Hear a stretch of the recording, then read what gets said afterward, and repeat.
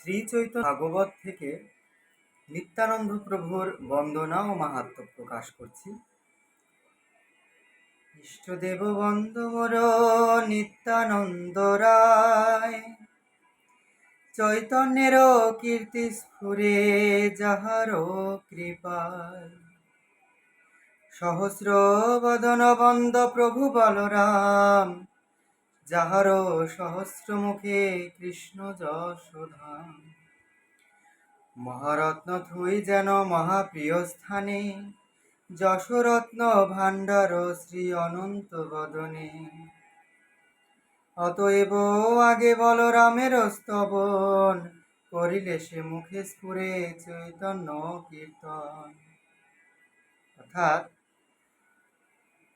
নিত্যানন্দ প্রভুর বন্দনা এই জন্য করছি, যার মুখে সবসময় শ্রীমন মহাপ্রভুর গুণকীর্তন গুণমহিমা নিরন্তর ধরে প্রকাশিত হয়, এবং যার করুণায় মহাপ্রভুর মহাপ্রেম নাম সংকীর্তন আমরা মুখ থেকে উচ্চারণ করতে পারি, এবং যার করুণায় এই জগৎ সিঞ্চিত হচ্ছে, সেই মহাপ্রভুর পার্শ্বদ নিত্যানন্দ প্রভু অর্থাৎ বলরাম, যিনি কিনা কৃষ্ণের সঙ্গে বলরাম রূপে ছিলেন, তার বন্দনা করছি।